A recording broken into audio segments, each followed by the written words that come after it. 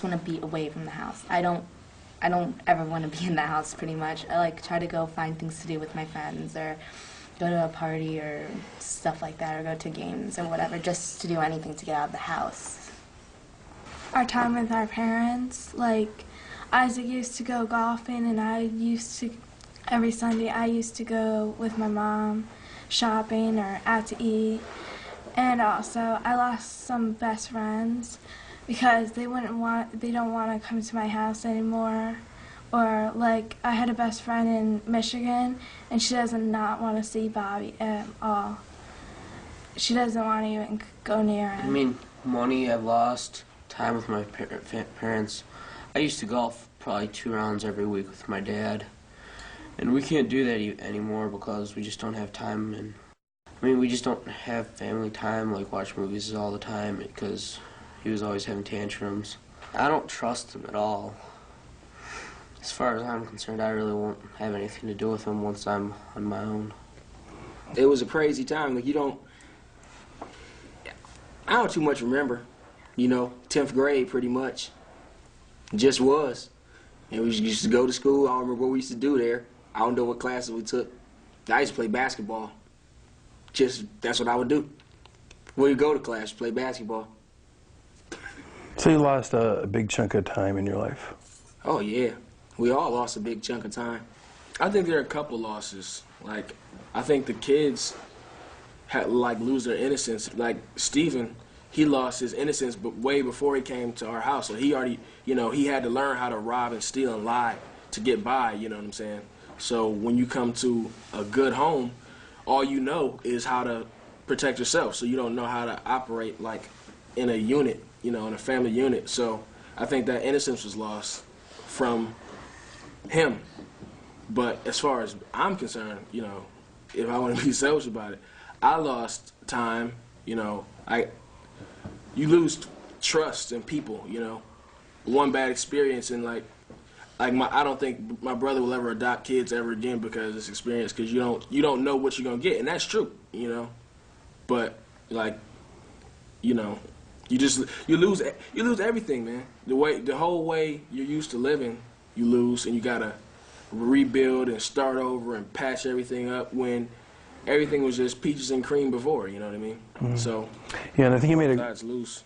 Right. I think it's good that you point out both sides. And the other thing I think that's important for people to remember, that most people in this room are adopted, and so we're not talking about just adopted kids, but kids who have had damage before they've come into the adoption. Well, yeah, I mean, both my little sisters are adopted, and they're just like me and my brother. We adopted Desiree and Devin 4 years ago, and completely put our life on hold. Both growing with Kyle and together, things have been really difficult. I think that the calmness is gone. The caring that I thought I had for children has been lost to some extent. Peace, that's what I would say is gone, is, any sense of peace or order or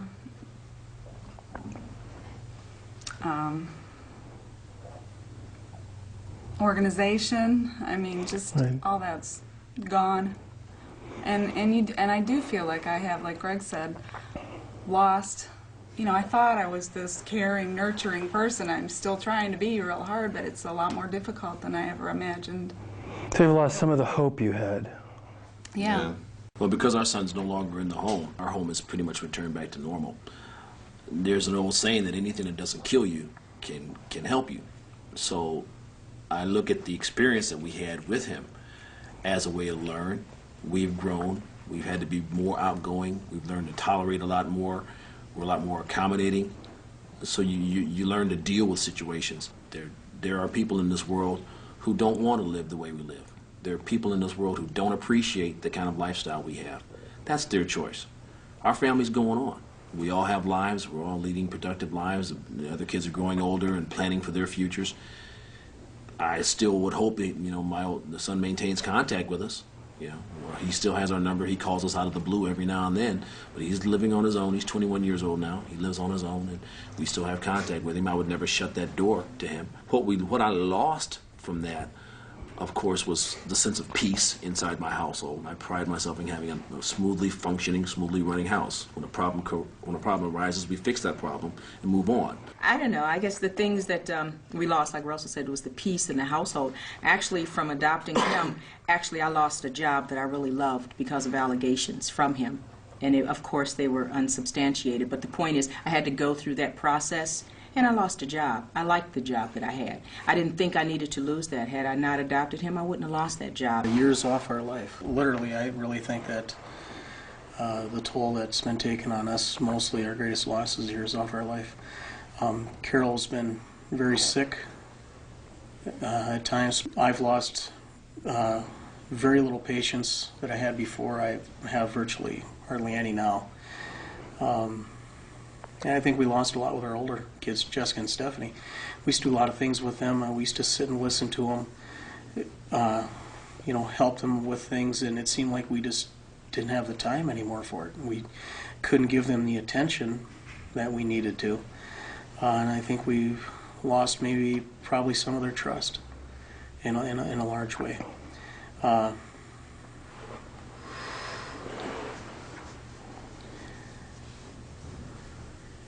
I think the losses that we've had so far, I don't think we'll ever get back. I really don't. I think the intimacy that we had in our marriage is gone.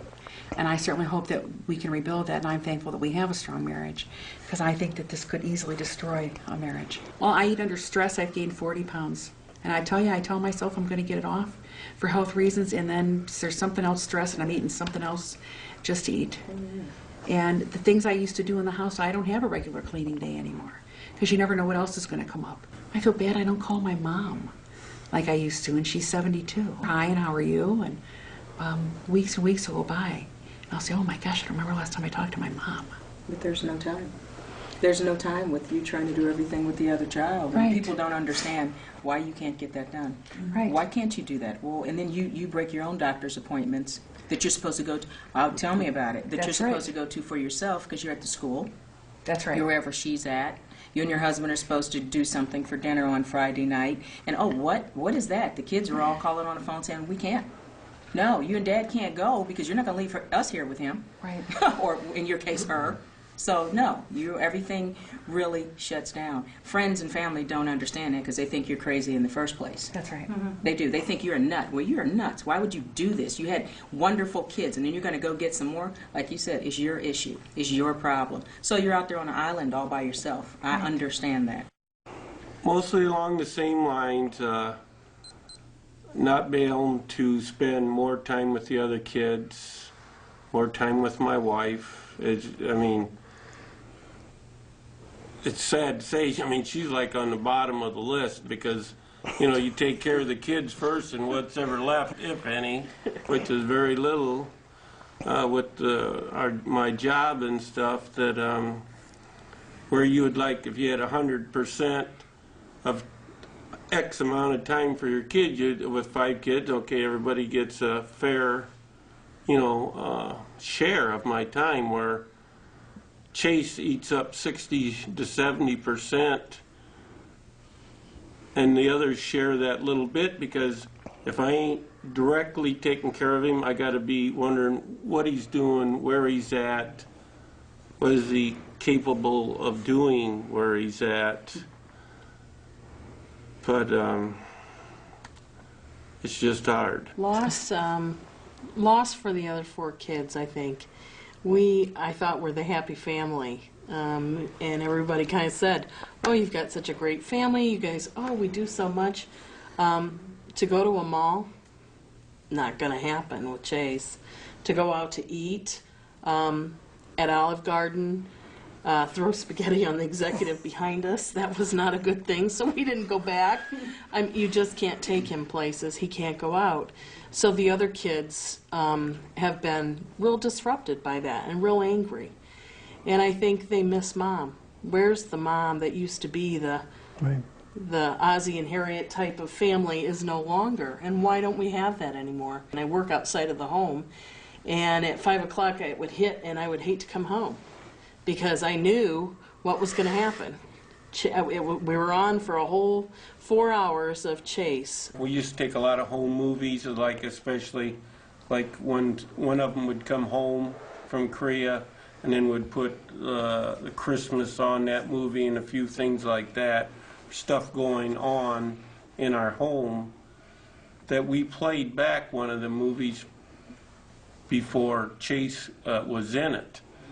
And I think everybody just kind of went, God, is this the way our house used to be? I mean, we just sit around and have fun. Things were quiet. I mean, everybody made the comment. It was just so different. I think the noise level, too, I know for me is a loss, because I keep saying to Mike, my greatest wish is to be in a hotel room one night by myself with no one, so I could just have quiet, because we have lost quiet. Yeah, he is Total quiet. He doesn't know how to do that. Right. You know, it's affected our extended family a little bit. I mean, you know, if we only had our 2 biological kids, you know, we'd be able to go back to see my folks in Massachusetts more. It obviously, you know, drains us emotionally. So, you know, our Elizabeth and I, as fresh for one another as we could be or should be, probably not. The loss of time, I mean, you know, running to therapy appointments and doctor's appointments and that kind of thing. And I'm seeing that we're moving beyond that now. And I mean, I have hope that a lot of the struggles and the problems that we've had and the losses are going to really begin to heal themselves and work themselves out in the context of our family. One of the losses that we've really experienced is losing a lot of friends. After a while, with the craziness in your home and stuff, I think it takes away from your friendships with other adults by the fact that you have no time to go out, or your child's going off, and so you can't really leave the house. But I think it also affects it because your friends can't relate to what's happening, or they don't want to relate to what's happening. It's too scary for them. And I think in addition to that, the thing that we lost the most was just the sense of order within our home. I'm a very ordered person. I like everything to go just right in my place. Huh. And it doesn't work that way. And that was really hard for me to adjust to. The total chaos reigning was just a total different world than I liked. And it took me a long time to get used to that. But I think it's disrupting to the other children, because everyone functions better when there's a routine to the day, when they know what's to happen and what to expect. And when you don't have that, it leaves everyone open to vulnerability. Thanks. To add to that, I mean, order with 2 kids in a family of 4 is one thing. You know, when you add 3 or 4 more kids to the equation, you know, order takes on a different form. Right. And you're going to have less order. And I think, you know, we could accept that. But what adoption brought into the picture was not necessarily less order, but a little bit more chaos. And that was the part that right. that is tough, you know, because you can handle a little less order by virtue of, you know, there's more people in the family, and that's right. And if that less order was productive, I mean, right. But it sounds like it's the introduction of chaos right. that, you know, and by definition, chaos is uncontrollable and somewhat unmanageable. Then it becomes, you know, more difficult. Right.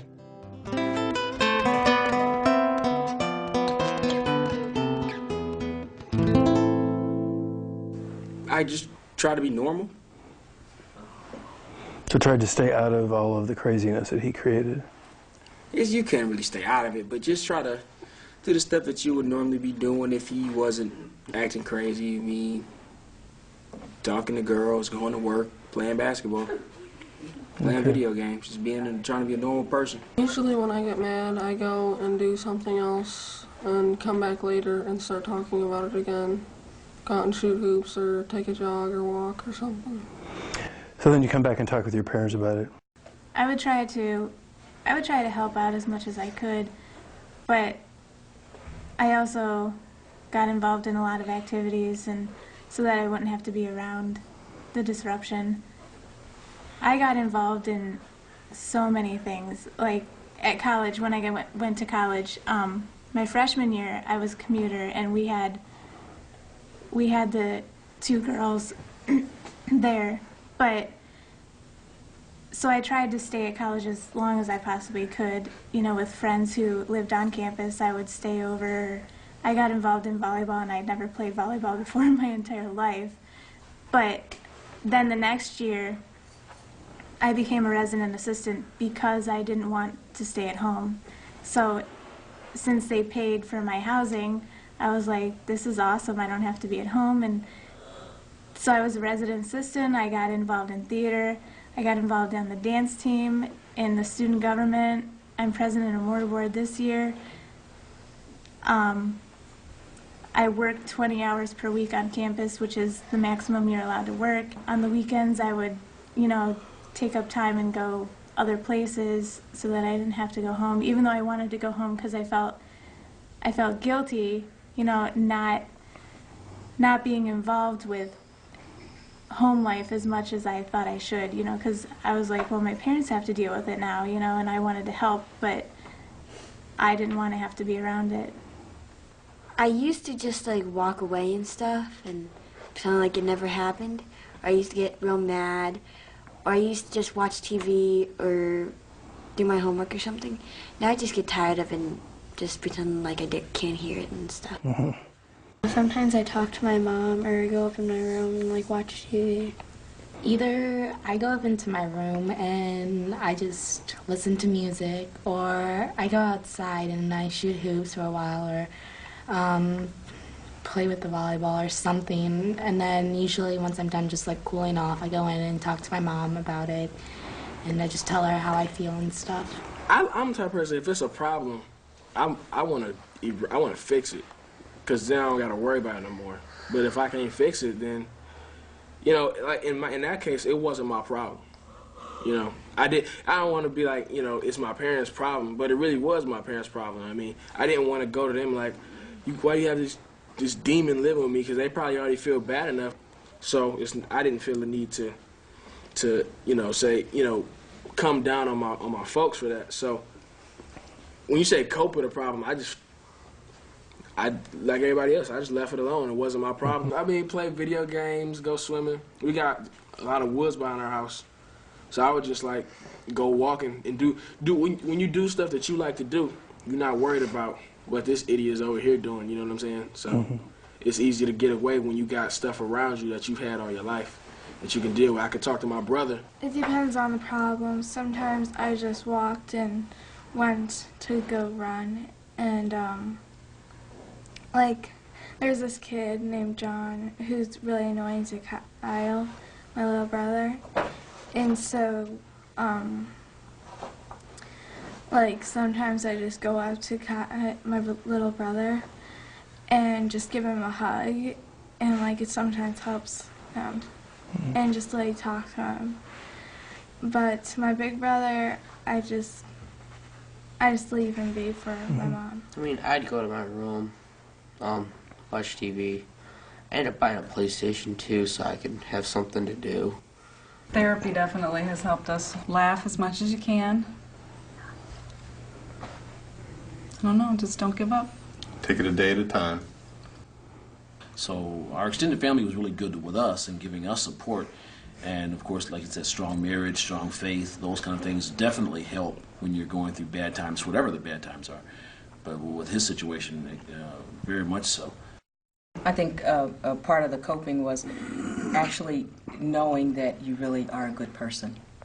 And if you're not feeling good about that inside of here, and sometimes the kids can make you not feel so good about that, but when you sit back and think, look, I'm a good person, and you know what, out of that, I'm a good parent too. And my thing was, after a while, stop second-guessing yourself. The second-guessing is what makes you feel like you're out of control, you can't do it, and it will never work. And you have to get to the point where you're not second-guessing yourself. When you know that you've done everything possible that you can for this child, that can also help you cope. I think as a Christian family with Carol and I, what helped us cope the most was knowing that God's on our side. A lot of prayer, a lot of faith, a lot of hope. We just never gave it up. You know, we do have a very strong marriage. We love each other. We're not going to let anything come between. Things are going to chap us once in a while, but we get over it. You know, we spend time in prayer, and you know, church has been very supportive of us. And I think that I look a lot to my faith, because we prayed about taking the kids before we took them, and we felt like it was God's will that we do it. And of course, I always want to say, I don't know how much you think I can handle, God, but really I'm past my limit, and He doesn't pay any attention.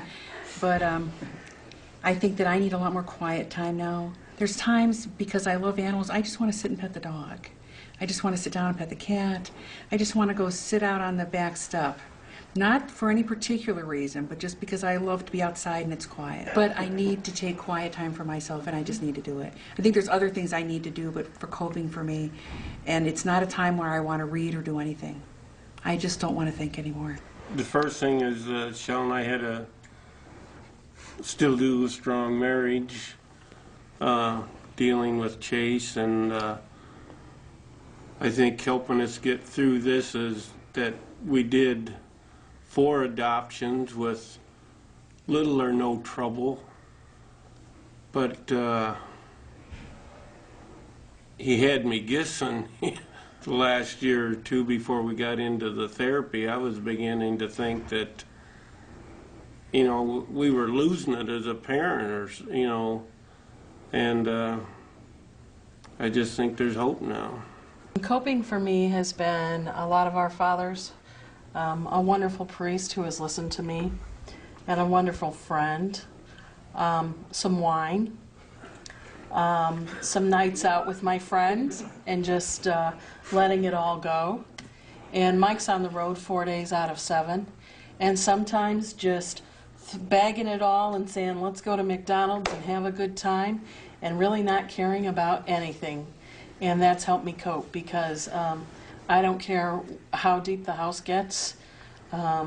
We just need to get away. And so we do that, and that really helps me cope. Obviously for us, when it comes to coping, faith and faith community are probably, and strong marriage are 1, 2, and 3 up there. And those are the cornerstones of any foundation that we do in family in general. I mean, never mind introducing, you know, adoption or foster care or anything else into it.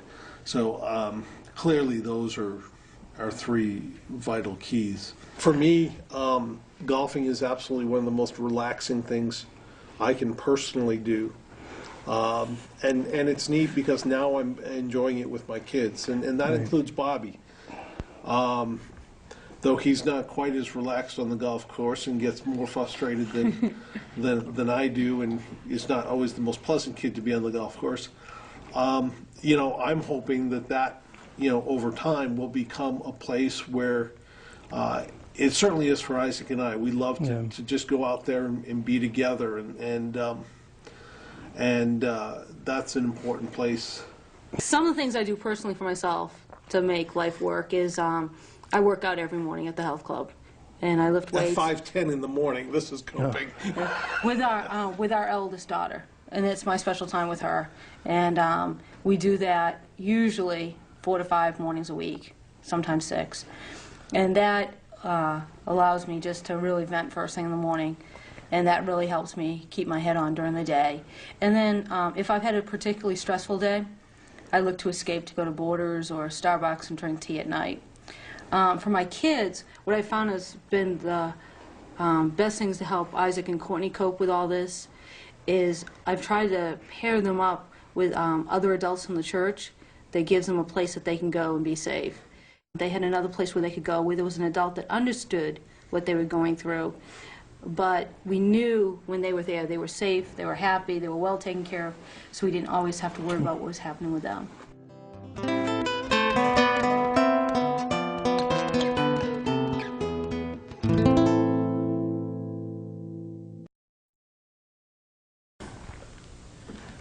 I don't actually know what to say to somebody who's going to adopt.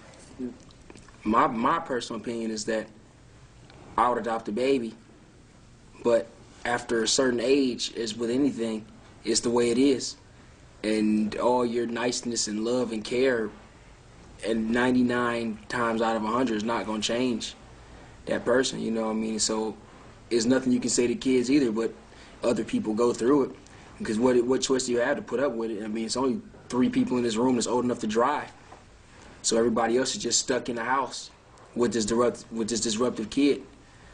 And you running out of patience with your parents because you understand why they haven't run out of patience with this kid. It ain't no easy answer to it. I would try to say to the kids to just try to deal with it the best they can, and to the parents that all the experiences won't be bad just because we had bad experiences. My siblings are very argumentative with the parents and me, so try not to argue with them at all, because then my parents say if you argue back or if they hit you and then you hit them back, that's what they want you to do. They just want, because like they'll do anything if they're not being talked to and they want the attention, then they'll do anything they can to get anybody's attention. So you tell other kids in the situation to try to avoid as many conflicts as they can with them?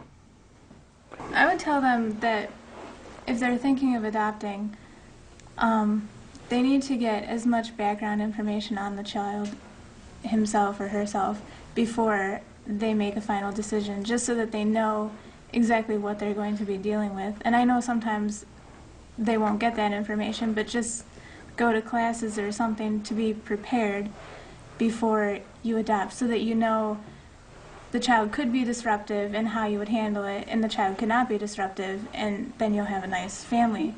And I'd also tell them that they should adopt if they really want to, because every kid deserves a home. I would say that there's practically no way to prepare. Find out more about the kid before you're sure to adopt.